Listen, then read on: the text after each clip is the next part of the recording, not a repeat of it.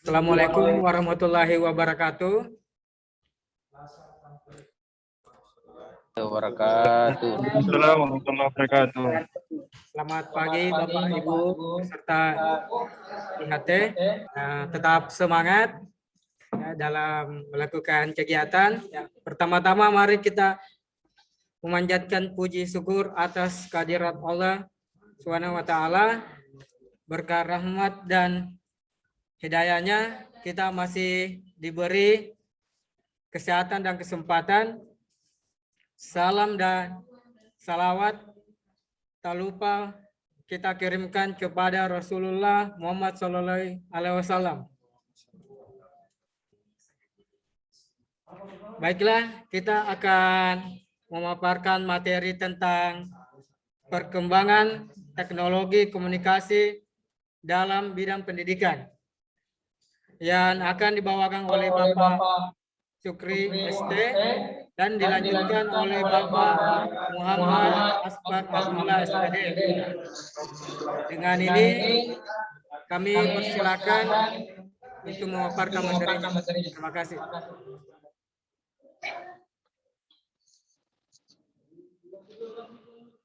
Baik, terima kasih kepada moderator.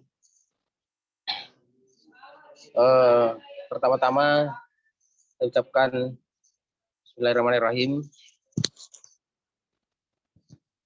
Materi untuk IHT pada pagi hari ini kita akan membahas tentang perkembangan teknologi komunikasi dalam bidang pendidikan. Adapun tujuan daripada perkembangan teknologi komunikasi dalam bidang pendidikan adalah mendefinisikan pengertian TIK dan perkembangan TIK dalam bidang pendidikan. Terus yang kedua adalah memahami manfaat TIK dalam bidang pendidikan. Yang ketiga, memahami peran TIK dalam bidang pendidikan. Yang keempat, memahami cara mencegah dampak negatif dalam bidang pendidikan. Dan yang terakhir adalah menjelaskan dampak positif dan negatif dalam bidang pendidikan. Selanjutnya kita melihat suatu rangkaian di mana pengertian TIK dalam perkembangan TIK dalam bidang pendidikan, kemudian mengarah kepada manfaat TIK dalam bidang pendidikan. Selanjutnya peran TIK dalam pendidikan dan dampak positif dan negatif teknologi informatika dalam pendidikan dan cara mencegahnya dampak negatif dalam dunia pendidikan. Kita lanjut pada pengertian TIK dan perkembangan TIK dalam bidang pendidikan. Menurut Puskurdiknas Indonesia, teknologi informasi dan komunikasi atau TIK mencakup dua aspek, yaitu teknologi informasi dan teknologi komunikasi. Teknologi informasi adalah meliputi proses segala hal yang berkaitan dengan proses penggunaan sebagai alat bantu, manipulasi dan pengolahan informasi. Sedangkan teknologi komunikasi adalah segala hal yang berkaitan dengan penggunaan alat bantu untuk memproses dan mentransfer data dari perangkat dan yang satu ke yang lainnya. Selanjutnya, perkembangan TIK dalam bidang pendidikan. Teknologi informasi dalam komunikasi sebagai bagian daripada ilmu pengetahuan dan teknologi secara umum adalah sebuah teknologi yang berhubungan dengan pengambilan, pengumpulan, pengolahan, penyimpanan, penyebaran, dan penyediaan informasi. Jika dilihat pada saat sekarang ini perkembangan teknologi informasi terutama di Indonesia semakin berkembang. Dengan adanya teknologi informasi dan komunikasi dapat memudahkan kita untuk belajar dan mendapatkan informasi yang kita butuhkan dari mana saja, kapan saja, dan dari siapa saja. Dalam dunia pendidikan, perkembangan teknologi informasi mulai dirasa mempunyai dampak positif karena dengan berkembangnya teknologi informasi dunia pendidikan mulai memperlihatkan perubahan yang cukup signifikan. Banyak hal yang dirasa berbeda dan berubah dibandingkan dengan cara yang berkembang sebelumnya. Saat sekarang ini jarak dan waktu bukanlah sebagai masalah berarti untuk mendapatkan ilmu. Berbagai aplikasi tercipta untuk memfasilitasinya. Selanjutnya, manfaat TIK dalam bidang pendidikan. Yang pertama adalah pemanfaatan teknologi informasi di lembaga pendidikan. A. Kelompok yang pertama adalah memanfaatkan komputer untuk menyampaikan materi pengajaran itu sendiri, yang biasa dikenal dengan istilah Computer Assisted Instructional atau CAI atau Computer Based Training atau CBT. Bagian B, pemakaian kelompok kedua adalah untuk pendistribusian materi ajar melalui jaringan internet. Materi ajar dapat dikemas dalam bentuk webpack ataupun program belajar interaktif atau CEI dan CBT. Bagian C, pemanfaatan kelompok ketiga adalah sebagai media komunikasi dengan pakar ataupun narasumber atau peserta didik yang lainnya. Selanjutnya adalah kedua, penggunaan komputer dalam proses pembelajaran. Penggunaan ini yang pertama adalah dalam bidang pendidikan. Penggunaan teknologi berbasis komputer merupakan cara untuk menghasilkan atau menyampaikan materi dengan menggunakan sumber-sumber berbasis mikroprosesor, di mana informasi atau materi yang disampaikan disimpan dalam bentuk digital, bukan dalam bentuk cetakan. Berbagai jenis aplikasi teknologi komputer dalam pendidikan umumnya dikenal dengan istilah Computer Assisted Instructional atau CAI dan pembelajaran berbantuan komputer atau PBK. Bagian B, dalam penggunaan menurut Sujana dan Rifai 1989, terdapat beberapa model pembelajaran berbentuk komputer, yaitu satu, model istilah latihan dan praktek atau drill and practice. Yang kedua, model tutorial atau tutorials. Ketiga, model penemuan atau problem solving. Yang keempat, model simulasi atau simulation. Dan yang kelima, model permainan atau biasa disebut dengan games. Baik, itu mungkin perkembangan sampai dengan penggunaan komputer dalam proses pembelajaran. Untuk materi selanjutnya, saya kembalikan kepada moderator. Silakan. Terima kasih. Terima kasih. Nah, kita lanjut ke materi pemaparan materi selanjutnya, yaitu Bapak Muhammad Abdullah. Dan ini kami persilakan. Terima kasih. Bismillahirrahmanirrahim. Terima kasih atas kesempatan yang telah diberikan. Jadi saya akan memaparkan materi selanjutnya, yakni peranan TIK dalam pendidikan. Pertama, TIK sebagai skill dalam kompetensi penggunaan TIK harus profesional. Maksudnya, TIK bisa masuk ke semua lapisan masyarakat, tapi sesuainya dengan porsinya masing-masing. Yang kedua, TIK sebagai infrastruktur pembelajaran. Di antaranya itu tersedianya bahan ajar dalam format digital. Kemudian, the network is the school. Kemudian belajar di mana saja dan kapan saja. Yang ketiga, TIK sebagai sumber bahan belajar. Maksudnya, ilmu berkembang dengan cepat. Kemudian guru-guru hebat tersebar di seluruh penjuru dunia. Buku dan bahan ajar diperbaharui secara kontinu. Kemudian inovasi memerlukan kerjasama pemikiran. Dan terakhir, tanpa teknologi, pembelajaran yang up to date membutuhkan waktu yang lama. Kemudian, poin yang keempat, TIK sebagai alat bantu dan fasilitas pembelajaran, di antaranya penyampaian pengetahuan, pertimbangan konteks dan dunia nyata. Kemudian memberikan ilustrasi berbagai fenomena ilmu pengetahuan untuk mempercepat penyerapan bahan ajar. Kemudian belajar melakukan eksplorasi terhadap pengetahuannya secara lebih luas dan mandiri. Kemudian akuisisi pengetahuan berasal dari interaksi mahasiswa atau guru dan guru. Kemudian yang kelima, TIK sebagai pendukung manajemen pembelajaran, di antaranya tiap individu memerlukan dukungan pembelajaran tanpa henti tiap harinya. Kemudian transaksi dan interaksi interaktif antar stakeholder memerlukan pengolahan back office yang kuat. Kemudian kualitas layanan dan pengecekan administrasi ditingkatkan secara bertahap. Kemudian orang merupakan sumber daya yang bernilai. Yang poin keenam, TIK sebagai sistem pendukung keputusan. Maksudnya tiap individu memiliki karakter dan bakat masing-masing dalam pembelajaran. Kemudian guru meningkatkan kompetensinya pada berbagai bidang ilmu. Poin terakhir, profil institusi pendidikan diketahui oleh pemerintah. Kemudian dampak positif dan negatif TIK dalam pendidikan. Di antaranya dampak positif teknologi informasi dan komunikasi di bidang pendidikan. Satu, informasi yang dibutuhkan akan semakin cepat dan mudah diakses untuk kepentingan pendidikan. Yang kedua, inovasi dalam pembelajaran semakin berkembang dengan adanya inovasi e-learning yang semakin memudahkan proses pendidikan. Yang ketiga, kemajuan TIK juga akan memungkinkan berkembangnya kelas virtual atau kelas yang berbasis telekonferensi yang tidak mengharuskan sang pendidik dan peserta didik berada dalam satu ruangan.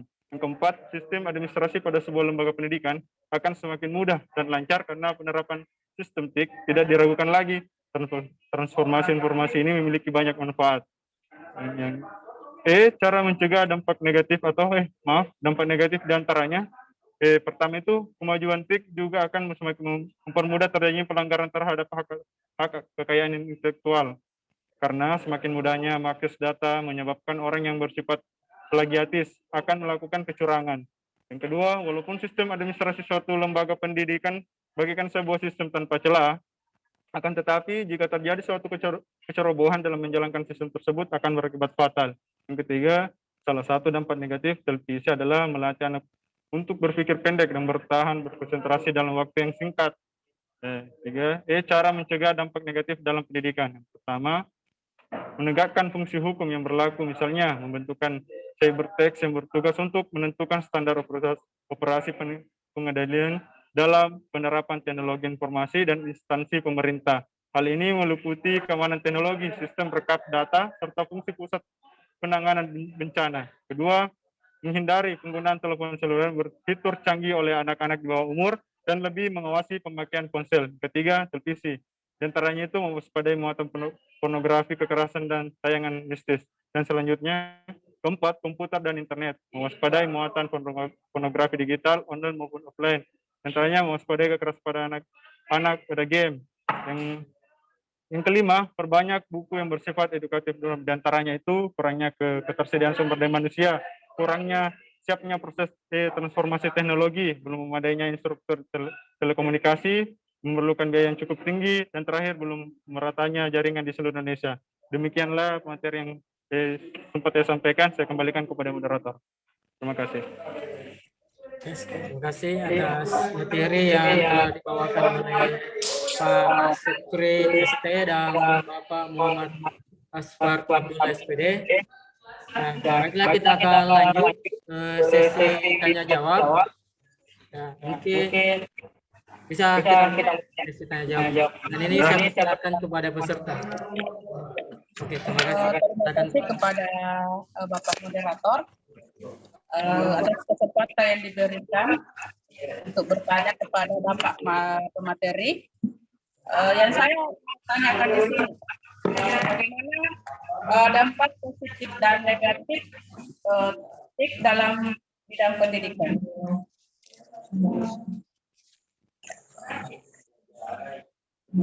Ya, mungkin bisa langsung dijawab untuk pertanyaan tadi. Oke, baik. Saya akan mencoba jawab pertanyaan daripada Ibu Nur Haida. Jadi saya akan memberikan dampak positif teknologi informasi dan komunikasi dalam bidang pendidikan. Yang pertama adalah informasi yang dibutuhkan akan semakin cepat dan mudah diakses untuk kepentingan dalam bidang pendidikan. Yang kedua, inovasi dalam pembelajaran semakin berkembang dengan adanya inovasi electronic learning dan semakin memudahkan proses pendidikan.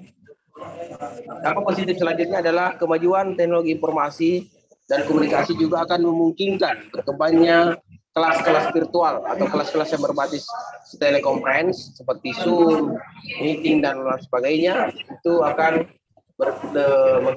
tidak mengharuskan sang pendidik dan peserta didik berada dalam suatu tempat atau suatu ruangan.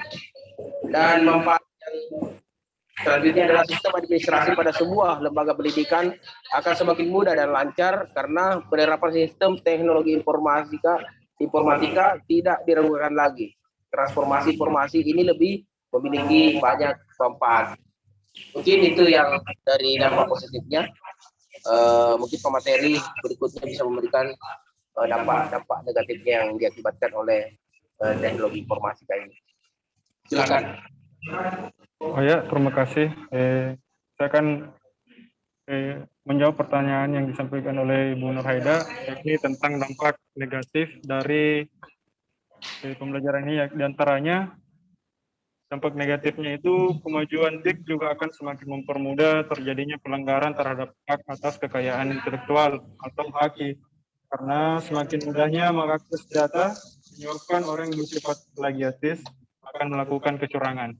Dan yang kedua, walaupun sistem administrasi suatu lembaga pendidikan bagaikan sebuah sistem tanpa celah, Akan tetapi jika terjadi suatu keserobohan dalam menjalankan sistem tersebut akan berakibat fatal.